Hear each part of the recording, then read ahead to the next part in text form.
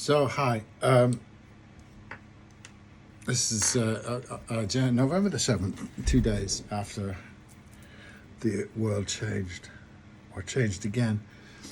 I just wanted to relate a personal thing that I was struck by yesterday. I go on these walks, usually every day when the weather is, can do that, long walks. And, it's not exercise. Well, not consciously. It's much more about walking and being out there. And I'm walking down the road, and people often stop and say, "Do you want to ride?" Which is very nice. It's nice to live in that kind of neighborhood. And I say, "Well, no, thank you. Gosh, thank you so much. No, I'm out walking." And there are other people who I encounter. There's an Indian chap who I often pass. We pass each other. We nod to each other because we're both out walking the Constitution. And I walk by. It's on a road, and I'm walking by suburbia, really.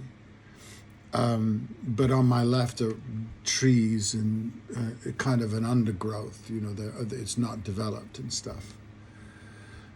And I peer in, and sometimes I walk in there because there is a trail, but it's hardly used. Anyway, it's very exhilarating and it makes me feel great and inspiring and stuff. But it never crosses over into any sort of desire to own it. It's some sense of being completely, and I don't mean to be sort of airy-fairy about this, but it's some real visceral sensation of being connected to this,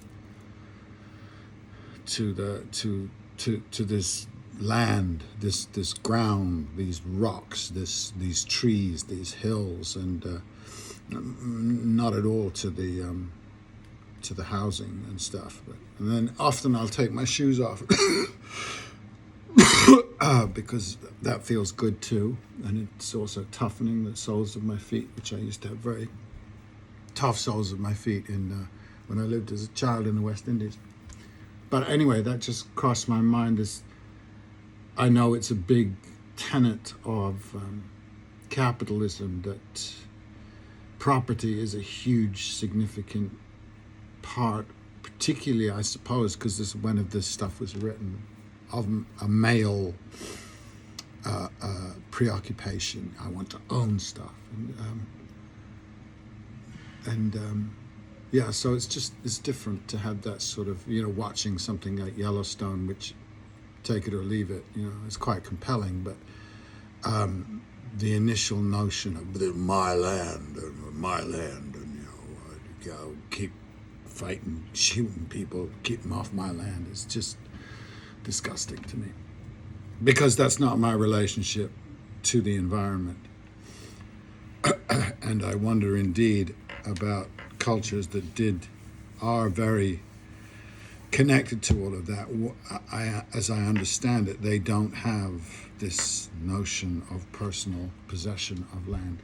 Anyway, as it all winds up or down, there is a strange relief, at least, that we'd not have to go through a more lethal January the 6th. If the MSM were right, which would be a first, but suddenly the haters of the Trump phenomenon now have to hate 71 million. Imagine they share a country with that many psychotic, racist misogynists. Somebody did ask me yesterday, there's nobody worse than Trump. And I was thinking, I can't stand the man, but I was thinking on what level, and the sex. And I go, well, Bill Clinton. He was charged with rape, and that charge was made to disappear. So, and we know what he was about. Coming into it, the election, it is what I heard, that he and his peoples were evil, with plans even more evil than genocide. How would the receivers of this hate, these evil ones, respond? How do they respond? How does one? How do you Do they hate us? Do they hate me? How many of them do I run into on a given day? Which is interesting because I probably encounter a lot more, certainly blue collar people, which doesn't automatically become Trump, but certainly probably a lot of Trump voters. The brief conversations I might have with people, that it is evident that that's what I'm running into. Are we comfortable with the idea that our opposition is implacable, unchangeable? A woman said she was voting for Kamala because her trans daughter's life would be threatened if Trump were elected. As if Kamala's election would get homicidal anti-trans people automatically off the streets. Then I guess Trump's success would embolden this maniac, where anger at her winning wouldn't. I watched some work of Systems Update, it's Glenn Greenwald, but it was Michael Stacey talking to voters in Pennsylvania. They were all voting on balance against Harris. They were not gung-ho for Trump. One man said abortion was the deal breaker for him, an old, wise Union black man. I thought he feels about that the way I feel about genocide.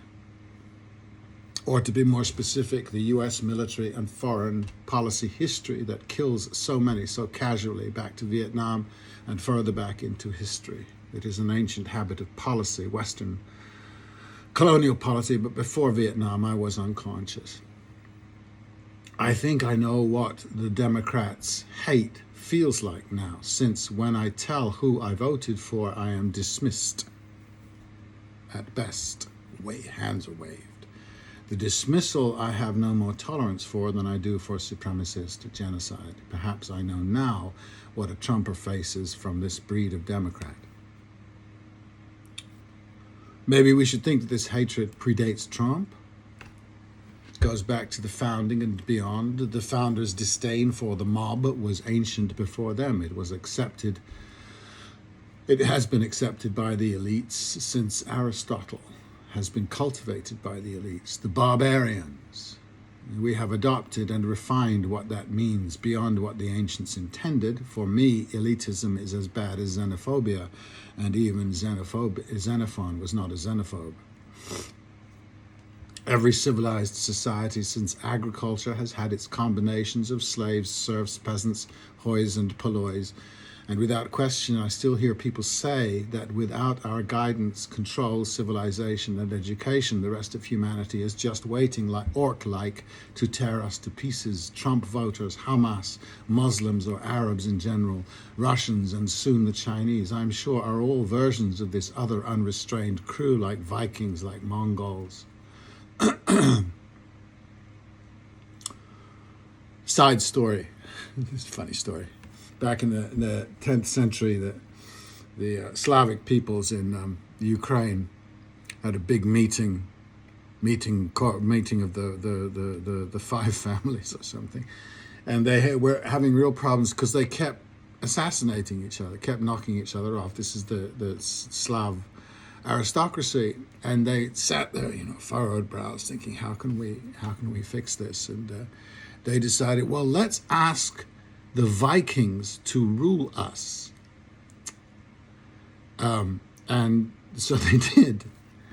And I guess it worked, I suppose, until they found it, onerous and oppressive. And so they had another consortium, and they sat there, furrowed brows.